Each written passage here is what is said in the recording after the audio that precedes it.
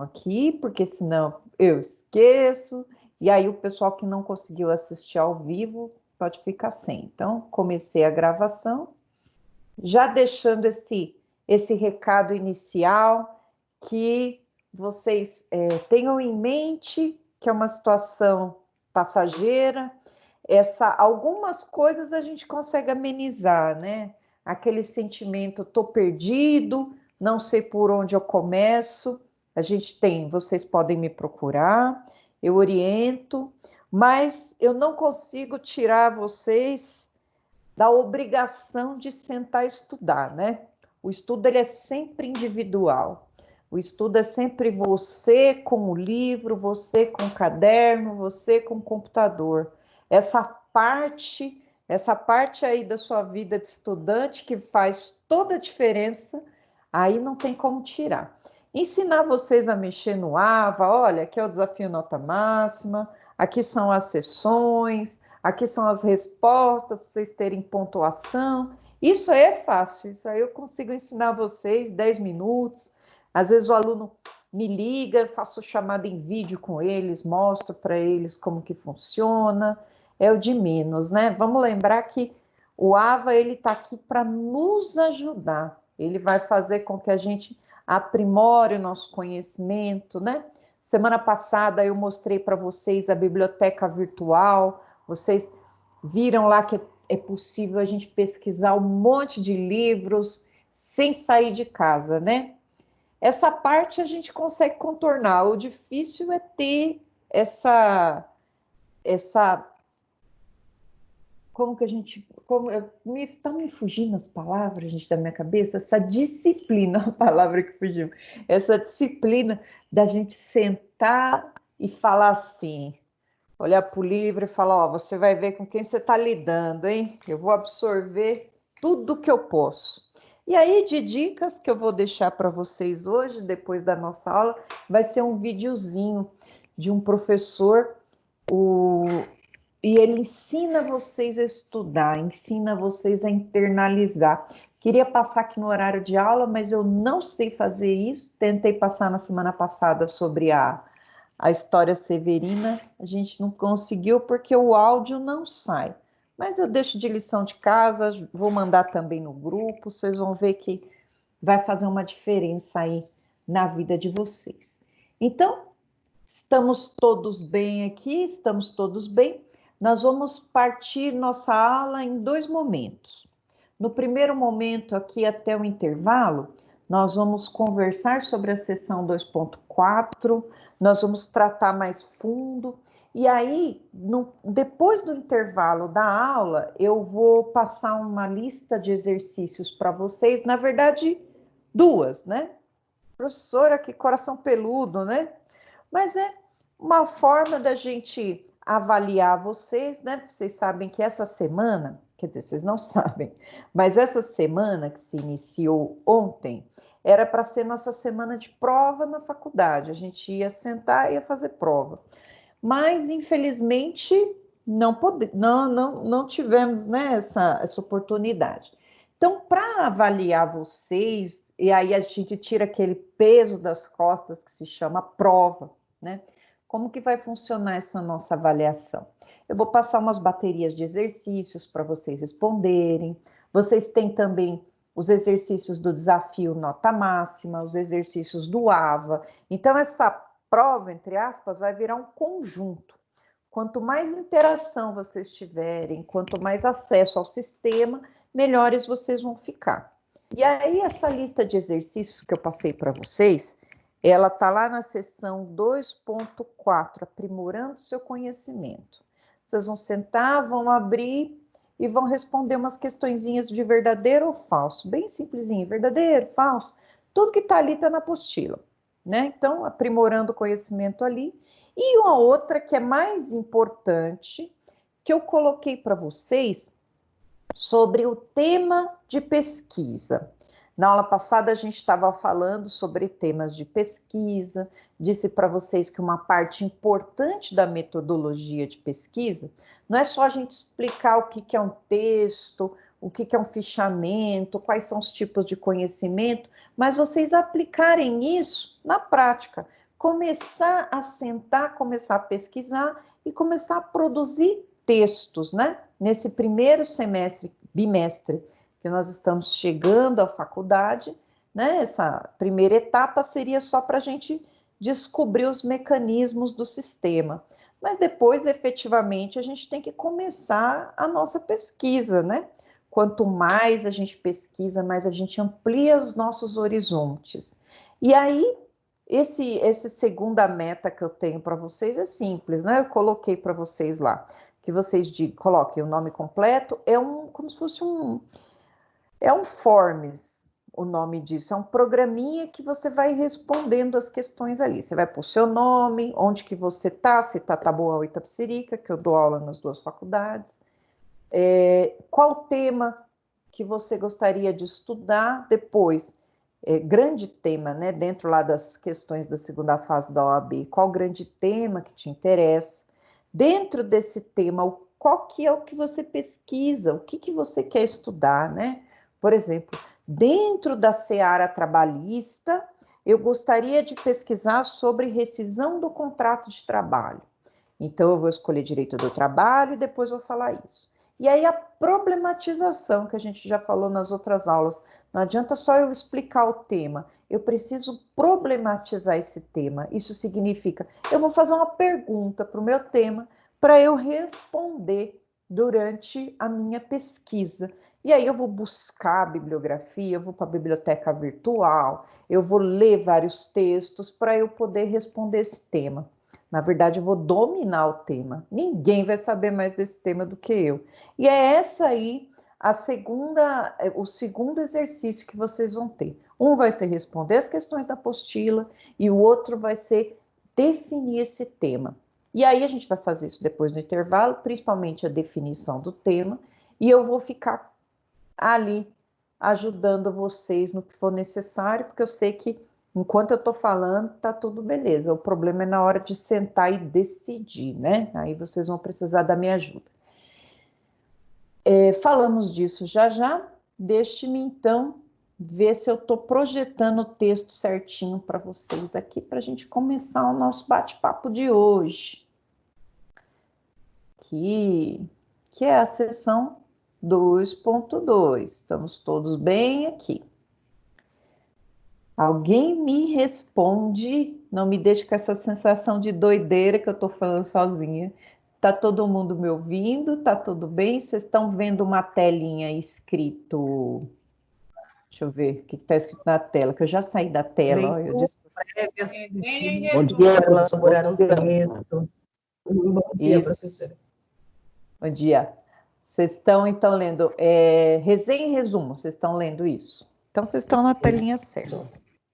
Vocês estão me ouvindo? Estão conseguindo me ouvir? Eu estou conseguindo, sim. Eu entrei 8h27, você estava já falando. Investiu a falar, eu não entendi. Eu estava falando, então eu estou normal, né, gente? Que eu quero uma pessoa que fale mais que eu. Isso, eu vou dar 0 para vocês ficarem me zoando na live.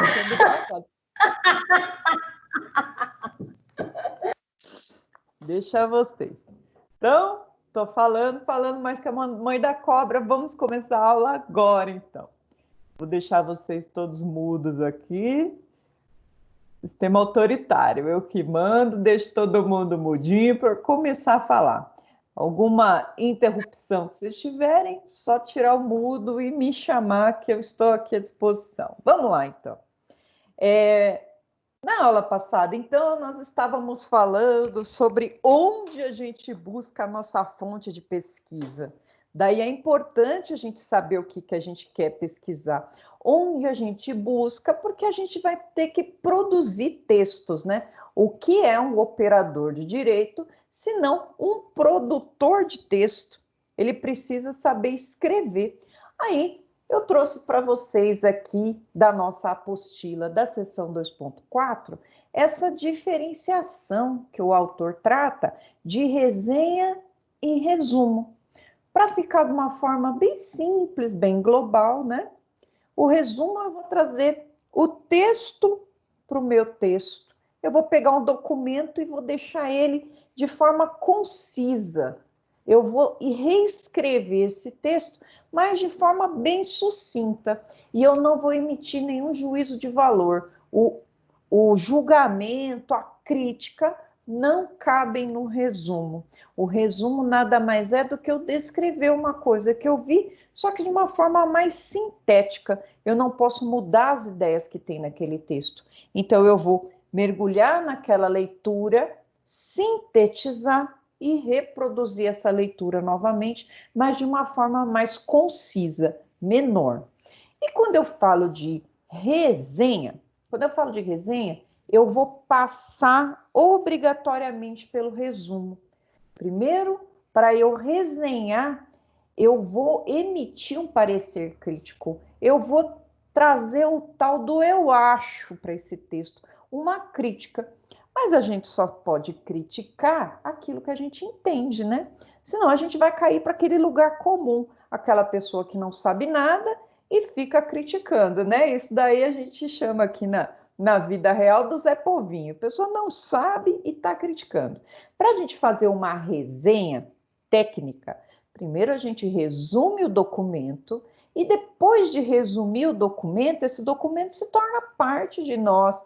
Eu internalizei, eu dialoguei com aquele autor, então eu sei qual que é a mensagem que ele está mandando. Após resumir esse texto, eu vou ter propriedade para, em cima do que eu entendi, esclarecer, explanar alguns pontos de vista críticos acerca do texto que eu li, né? O TCC, o nosso TCC, ele vai ser feito dessa maneira. E eu trouxe alguns pontos importantes. E vejam que a nossa apostila, ela trata muito, pessoal, ela trata bastante das formas de estudo, porque é uma carência muito grande que nós temos hoje em dia, em decorrência da velocidade da informação, das migalhas da informação, e isso não combina com faculdade de Direito. Na faculdade de Direito, a gente tem que ter uma premissa bem séria acerca dos estudos. A gente tem que saber que a gente precisa aprofundar os nossos conhecimentos, a gente precisa entender o que está sendo proposto para a gente, ter uma interpretação de texto muito boa. E como que a gente inicia? Aqui, lendo, precisa começar. Não adianta sentar e falar assim, não é para mim, porque eu não tenho paciência de ler. Isso se adquire, né? A leitura, quando ela não é trazida desde pequenininho para a gente, quando a gente não tem esse privilégio, né, de ter pais leitores, a gente precisa adquirir isso por nós mesmos, né? Depois de um tempo, a gente começar a exercitar isso. E é a mesma coisa que beber água, né? Eu tenho 2 irmãos que têm problemas de pedras nos rins, né? E a gente não tinha cultura de beber água. E aí começaram a forçar a gente a beber água. Eu sou a melhor linhagem dos 3, né? Nunca tive nada, mas aprendi com eles ali. Força um dia, força outro dia. Agora, ó, minha garrafinha aqui do meu lado.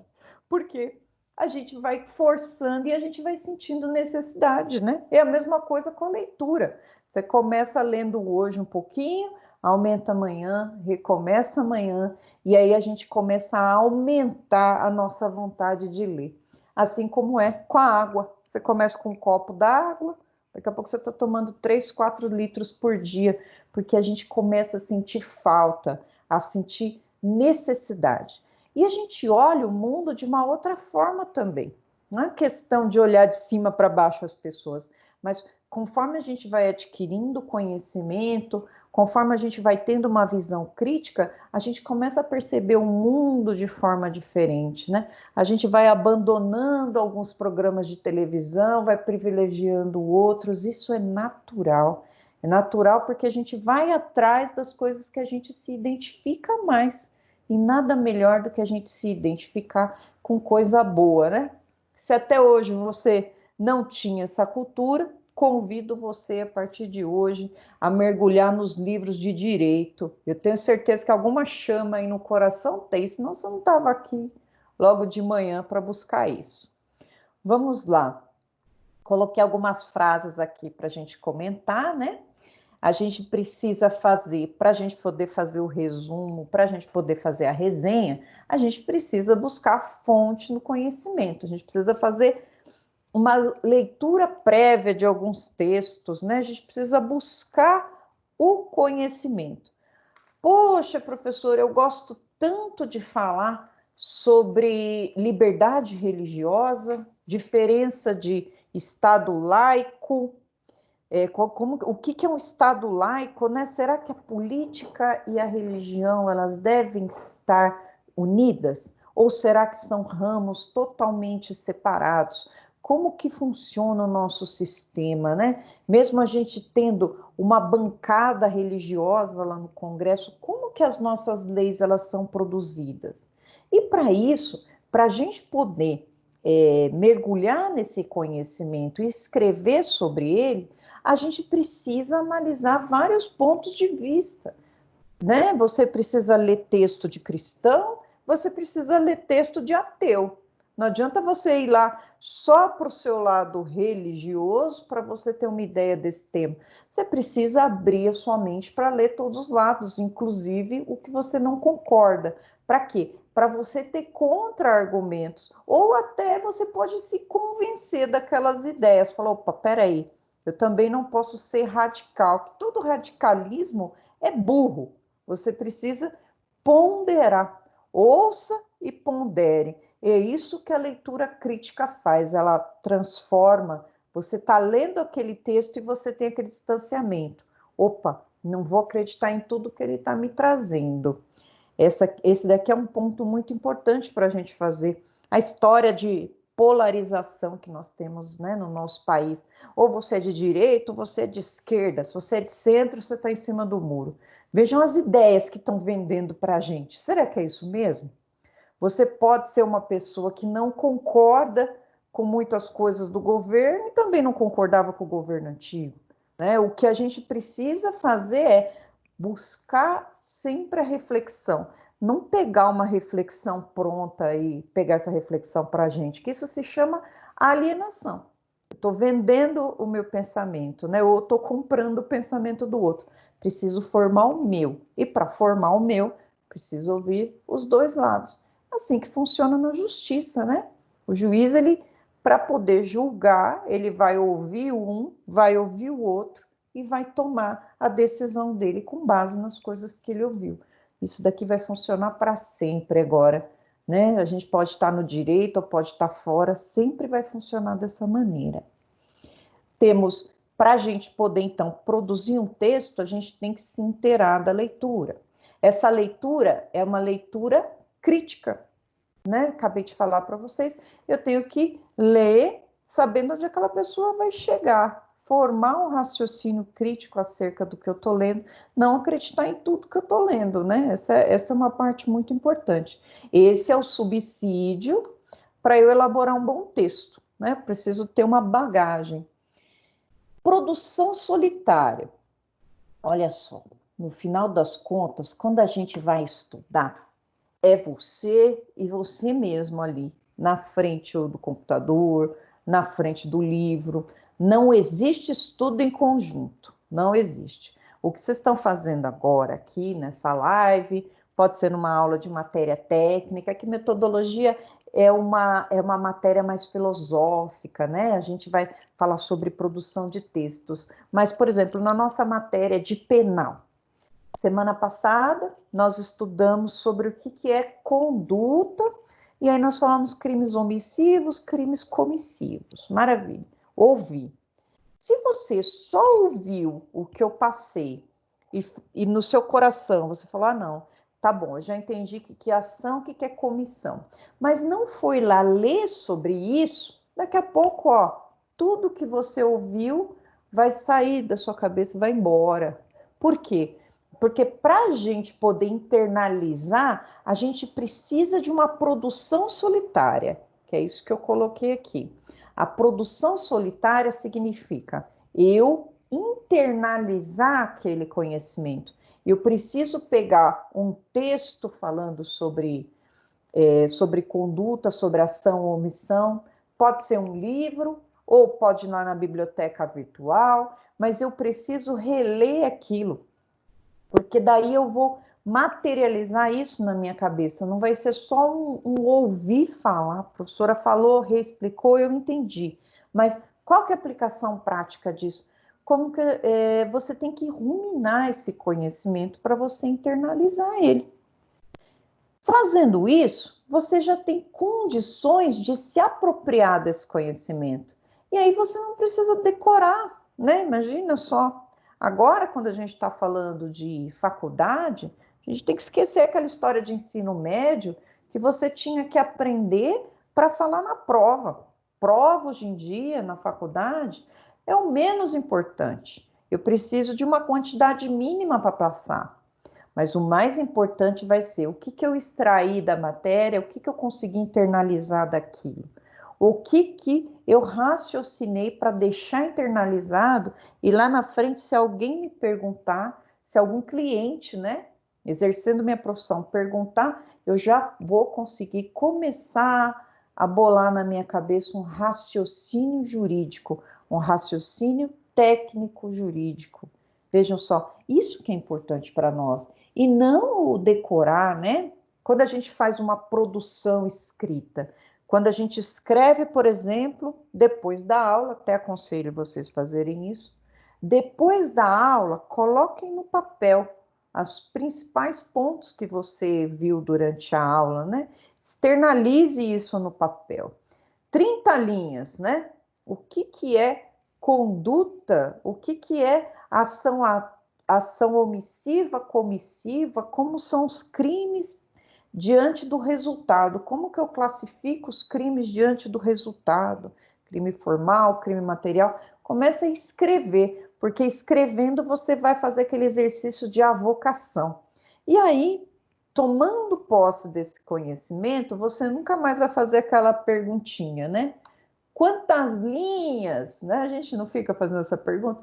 Poxa, faça um texto sobre conduta. Faça um texto sobre conduta e resultado. Ah, mas quantas linhas? Esse quantas linhas aí, a pessoa vai produzir um texto querendo encher linguiça para chegar nas 30 linhas, né? Que eu disse. Não, na verdade, você, para escrever um bom texto, você não precisa encher linguiça, você precisa passar uma informação. E essa informação, ela vai vir naturalmente à medida que você estuda e você cria um estilo próprio de escrever. Você começa a escrever com um estilo próprio, atendendo algumas técnicas normativas, mas você começa a escrever com estilo próprio. E aí eu coloquei aqui, um bom texto deve conter, né? Que a gente está falando de produção de texto, mas o que um bom texto tem que ter? A gente vai produzir texto todos os dias na nossa carreira, né? A gente vai fazer petições para o juiz, nós vamos pedir para o juiz o direito de alguém, a liberdade, o alimento, o divórcio, a partilha de bens, a relação de trabalho. A gente vai produzir textos, né? E esses textos que nós produziremos, eles serão textos jurídicos. Vamos ver aqui quais são as qualidades de um bom texto. Primeiro, eu tenho que ter correção gramatical. Eu preciso aprender a escrever direito, né? Eu tenho que ter ortografia. O que é isso? Orto, né? Do grego vem certo, reto. Eu preciso saber como que se escreve as palavras, né? Imagina um sapo com C cedilha. Eu preciso saber escrever corretamente. Atualmente a gente vê, né, situações bizarras. A pessoa escreve lá no WhatsApp, aí você fala, puxa, não tem corretor de texto esse celular aí dessa pessoa, não, porque, poxa, uma palavrinha assim que tão simples de escrever, a pessoa não consegue escrever, né? Às vezes vai escrever uma exceção, sai uma coisa escabrosa ali. O que foi esses dias que a pessoa escreveu que eu não acreditei? Uma coisa mais ou menos assim, acho que posso, né? Ela escreveu posso com esse dia, ele foi, que é isso, né? Tá faltando nessa pessoa o quê? Leitura. Porque quando a gente lê, a gente enxerga lá como que a palavrinha é escrita, e depois, na hora da gente reproduzir essa escrita, a gente já olha, vixe, essa palavra tá feia aqui, deve ter algum erro. Então, essa daqui é a ortografia. A acentuação também é importante. Você está de acordo com o novo acordo da língua portuguesa? A língua portuguesa, né, foi alterada, que tem menos de 10 anos, e ela trouxe algumas modificações, né? Por exemplo, não existe mais trema, agora algumas palavrinhas perderam o hífen, são escritas coladas. Por exemplo, quando a gente falava assim, contra-razões é uma peça processual. Tem as razões de recurso, né? A pessoa interpõe razões de recurso, explicando o porquê que ela está recorrendo, quais são as razões. E a outra pessoa do outro lado, ela vai propor as contra-razões, explicando o porquê que suas razões estão erradas. E antes a gente escrevia assim, contra-razões. Contra-razões. Agora, a gente tem que escrever assim, ó. Contra-razões. Tudo junto. Fica feio, né? Porque você está acostumado a ler separado, né? Co-réu. Temos 2 réus, né? Co-réu. Agora ela escreve assim, ó. Tirou, caiu o acento. Co-réu. Fica feio, né? Demora para a gente acostumar, entre outras palavrinhas que mudaram e que a gente tem que estar de acordo, né, com a língua portuguesa. Acentuação, crase, regência verbal, regência nominal, pontuação, verbos, não vamos estender aqui, porque essa daqui, além de ser muito importante, afeta a língua portuguesa. Então, aqui eu tenho até um livrinho de gramática aqui que eu vou lá e estudo, um livrinho antiguinho de gramática, mas eu preciso lembrar, né? Eu preciso lembrar como que eu faço uma regência, como que eu coloco uma pontuação, como que é o verbo no infinitivo, verbo no futuro, no passado, pretérito perfeito, perfeito, mais que perfeito, preciso rememorar. Daí vocês vão ter aí o desafio nota máxima para pegar no pé de vocês, e se vocês não estiverem entendendo nada no desafio nota máxima, significa, preciso voltar lá para as origens e estudar a gramática. Gramática é importante. Próximo teminha aqui, meninos, a gente vai falar de concisão. O que é concisão? Pensa numa coisa pequena, restrita, né? Curta. A gente está passando a informação, essa informação tem que ser concisa. Às vezes a gente vê pessoas que querem passar a informação e elas colocam parágrafos desse tamanho, frases que nunca acabam. Acaba que o receptor da mensagem, ele nem vai ler a frase toda, não vai ler a frase toda. Então, quanto mais conciso a gente for, quanto mais economia verbal a gente tiver, melhor. Mas desde que passe uma informação clara. E essa aqui é o próximo requisito de um bom texto, né? A clareza. Eu tenho que ser objetivo com a transmissão do meu pensamento. Não fugir do tema. Uma dica importante aqui para a gente não fugir do tema, que às vezes a gente vai responder uma pergunta, a gente divaga. Quando vê, a gente já está falando de uma outra coisa que não tem nada a ver, né? Para a gente não fugir do tema, a gente tem que pensar numa questão, numa pergunta, e responder a partir da pergunta. Vamos pensar aqui numa pergunta. Eu vou lá e coloco assim, na prova dissertativa. Quais são, deixa eu pensar aqui, uma pergunta aqui. Quais são as causas de exclusão de ilicitude? Faço uma interrogação. Aí você, puxa, vou começar a responder como isso? Começa a responder pela pergunta. Aí você não foge do tema, né? São causas de exclusão da ilicitude. A resposta, ó. Já peguei a pergunta e já coloquei na resposta. São causas de exclusão da ilicitude a legítima defesa, vírgula, explica o que é legítima defesa de forma sucinta. Aí vai explicar outro estado de necessidade. Então, começando a responder pela pergunta, é difícil a gente fugir do tema, né? Então, essa é uma dica para a gente não fugir do tema. E dentro do nosso trabalho de pesquisa, é importante que a gente não fuja do tema. A gente, às vezes, está lendo um livro, está lendo um texto, vai falar, puxa, o autor já está falando de outra coisa que não tem nada a ver. Isso daqui é uma coisa ruim que torna o nosso texto não técnico.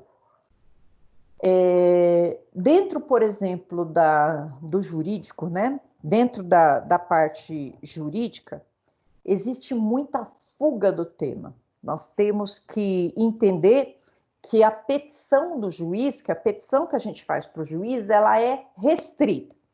Ela tem temas a serem tratados que a gente não pode fugir. Porque se a gente fugir, das duas, uma.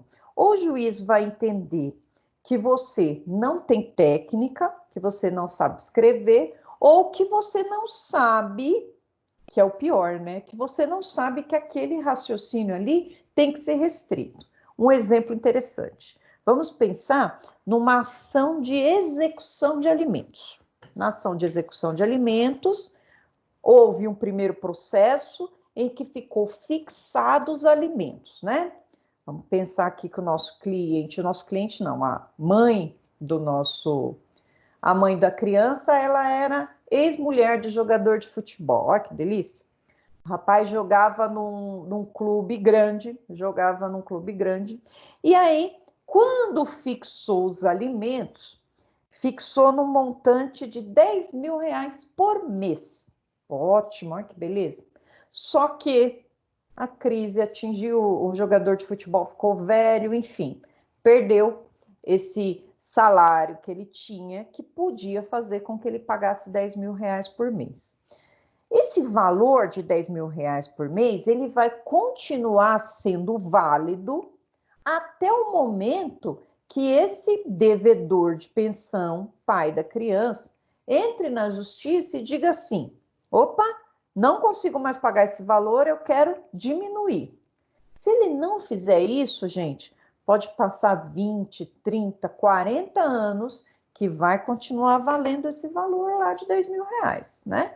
Não existe extinção automática dos alimentos, eles continuam valendo porque a sentença continua viva. E aí, imaginem só que o advogado bem desavisado, sem técnica jurídica, ele vai contestar uma ação de execução de alimentos. O pai, obviamente, parou de pagar porque não estava mais conseguindo pagar 10 mil. Ele mesmo estava ganhando 2 mil, caiu o padrão de vida dele.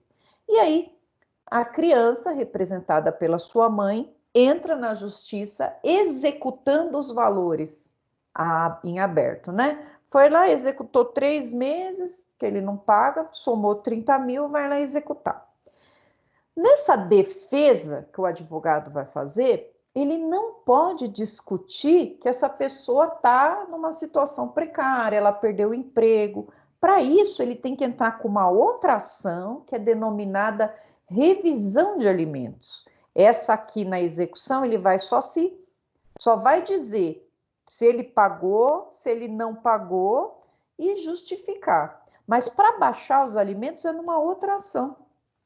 Então, quando eu digo que a pessoa foge do tema aqui no jurídico, quando ele vem encher linguiça dentro da ação de execução de alimentos, dizendo que ele perdeu o emprego, que ele gostaria de diminuir, não tem cabimento nesse tipo de ação, ele tem que entrar com uma ação própria. Então, a técnica jurídica vai nos impor, e isso vocês vão aprender lendo os ritos processuais, vai dizer assim, na execução de alimentos só cabe ou você pagar ou você justificar porque não pagou. Não cabe você discutir e pedir diminuição. Isso tem que ser feito em outro lugar. Então, para não fugir do tema, a gente tem que ficar de acordo com o que a lei autoriza você fazer dentro daquele processo, né?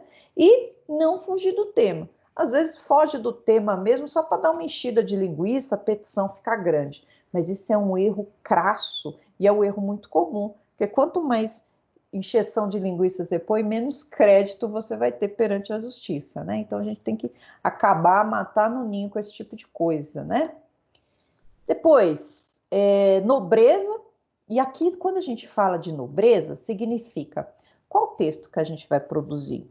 Será que a gente está falando um texto para atingir um público adolescente? Nesse caso, é um tipo de linguagem que eu vou usar. Mas no caso de um público jurídico, vou produzir um texto jurídico ou eu vou me fazer referência a determinado autor jurídico, ou estou fazendo um texto para o juiz. Nesse caso, pessoal, aí eu preciso saber quem que eu estou querendo atingir com esse texto, a quem esse texto será direcionado. Ah, é direcionado ao juiz? Então eu preciso usar termos jurídicos. Não estou falando daquela linguagem rebuscada, né? Quem lê Rui Barbosa vai saber, vai falar, puxa, linguagem rebuscada. Não. Português normal, porém de forma culta, expressão culta. Eu não posso colocar gíria, não posso colocar lugar comum, não posso colocar achismo, porque daí o meu texto vai perder a nobreza dele. Harmonia. Professora. Pois não. Licença. Deixa eu voltar. Licença, a Elisângela está tentando entrar. Mas não tem ninguém aqui para eu autorizar. Será que ela está usando o login? Vocês usaram o login que está no grupo, gente? Sim, ela disse que a internet dela está oscilando e ela não está conseguindo entrar. Acho que ela tentou aí. Pedi para te avisar.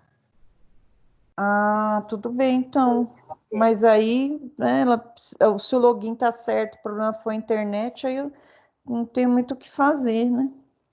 Mas tudo bem, depois vai ficar gravado, né? Vai ficar gravado para ela. Mas obrigada. Vamos ver se ela consegue entrar. A internet aqui, se tiver ruim, vocês me avisam aí. Se vocês não estiverem ouvindo, é que a internet vai ficando ruim. Deixa eu voltar. Oi, pode falar. Por favor. Eu tenho a impressão que a senhora está passando alguma tela que não está aparecendo para a gente, porque está em resumo ainda. E a senhora parece que está lendo. Ave Maria. Então, eu acho que é por causa do que escapou aqui o negócio. Ainda bem, me avisem, gente, que eu tô aqui me achando, falando do texto e vocês não estão vendo nada. Aí, deixa eu ver se agora vocês conseguem ver. Agora vocês estão vendo? Um bom texto Sim. deve conter. Ah, legal. Obrigada Isso. por avisar. Obrigada. Obrigada por avisar. Vamos lá. Harmonia, então, falei para vocês do que o texto precisa conter. Harmonia, né? Progressão, raciocínio coerente. Lembrar que eu preciso ter concordância verbal no meu texto. Precisão, vocabulário adequado ao tipo de texto. Não se apavorem, pessoal. A gente consegue essa produção de bom texto, a gente consegue produzir um bom texto com muito treino. A gente precisa ler e treinar, ler e treinar. Não é de um dia para o outro que vocês vão conseguir produzir um bom texto. Então comecem agora, façam essa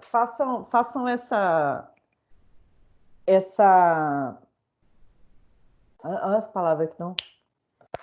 Peguem para vocês essa tarefa. Pronto, tarefa.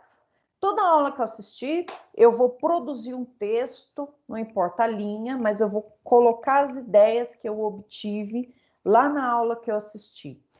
Fazendo isso, vocês já começam a internalizar o que vocês estudaram. Assisti uma aula de direito, teoria geral do processo, assisti uma aula de teoria geral do processo, o professor falou alguns pontos, eu vou pegar o ponto que ele falou e vou tentar escrever alguma coisa sobre isso.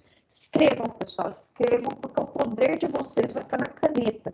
Então, se tem uma coisa importante para o estudante de direito, é escrever. E isso daí é difícil da gente avaliar vocês, né? Principalmente porque a gente está distante de vocês. A gente consegue avaliar vocês, a gente vai conseguir avaliar a escrita de vocês na hora de vocês produzirem os textos do TCC. Aí vai ser uma hora legal de avaliar. Caso contrário, a gente vai avaliar vocês naquelas questõezinhas de xizinho, alternativas, vez ou outra a gente coloca lá uma questão dissertativa, né? Mas isso daí não prepara vocês para um bom texto. O que vai preparar vocês para um bom texto vai ser a consciência de vocês de melhorar e produzir um texto bom. Aqui. Então, vamos lá. Falei para vocês, essas partezinhas aqui eu tirei da apostila. Ela vai falar de estruturas de texto, né? Algumas estruturas de texto que eles colocam lá. É o resumo. Resumo, então, é a reprodução de um material sem emitir crítica, somente o que está escrito ali. Na resenha, eu faço a emissão de uma crítica, eu vou dizer o que eu acho do texto depois que eu resumi. Então, na resenha, inclui o resumo. Projeto de pesquisa. Aí, esse outro tipo textual do projeto de pesquisa, a gente vai vir na apostila que a gente vai começar fazendo nas próximas sessões, mas ele vai funcionar como um pré-TCC. Lá no projeto de pesquisa, a gente vai estar só reunindo documentos para a gente ler, para depois a gente produzir o TCC. E quando a gente fala de TCC, é o nosso trabalho de conclusão de curso. Eu trouxe ele para vocês aqui, o modelo de TCC da Anhanguera. Deixa eu mostrar para vocês que quanto mais a gente conhece as coisas, menos medo a gente sente. Não sei o caso de vocês, mas quanto mais eu mostro para vocês questões da OAB, quanto mais eu mostro para vocês, quanto mais eu adianto mostrando para vocês o que virá, menos medo vocês vão sentir, porque vocês vão ver que é uma coisa que não é impossível de se conquistar. Esse manual do TCC aqui, esse modelão de TCC, posso disponibilizar se vocês quiserem, mas vai estar disponível para vocês no AVA a hora que vocês tiverem que fazer o TCC. E olha, eles já trazem um modelão para vocês, já trazendo o que a ABNT pede, a Associação Brasileira de Normas Técnicas. Ó, aí, as coisas mais básicas. Vocês estão enxergando o modelinho de TCC, gente? Eu não quero falar um negócio e vocês não estão vendo nada. Sim. Obrigada. E se minha voz estiver aparecendo um robozinho, vocês avisem também, que daí é a internet. Olha só, aqui eu vou inserir o logo da instituição, nome do autor, e aí ele vai, em amarelo, ele está explicando o que precisa fazer. Título do trabalho, vejam a importância de você centralizar a sua pesquisa, que vai ser o exercício que eu pedi para vocês, né? Ensina até qual que tem que ser a formatação do texto, ó, em caixa alta, número 16, não precisa nem buscar fonte fora. Escolha do tema. Ai, meu Deus, tem alguém falando, parecendo um robozinho, repete. A sua voz está aparecendo aqui, parecendo falhando todinha. Não sei se está para todo mundo da mesma forma. A senhora também, eu estou ouvindo a senhora aparecer. Tá horrível. Tá com interferência do microfone. Eita, vocês estão falando que está parecendo um apocalipse zumbi aqui para mim. Lisa, está todo mundo me ouvindo assim? Então, eu vou ter que reiniciar aqui a máquina. Vamos fazer o seguinte, pessoal. Vamos fazer um intervalo. São 9h12, porque até minha máquina reiniciar demora um pouquinho. Sim. Eu vou pausar aqui a gravação. A gente volta 9h30 e eu reinicio aqui a máquina. Senão, eu não consigo... A máquina demora um pouquinho para reiniciar. Eu vou pausar aqui e a gente volta então, tá? Eu aviso no grupo aqui que eu tive que reiniciar.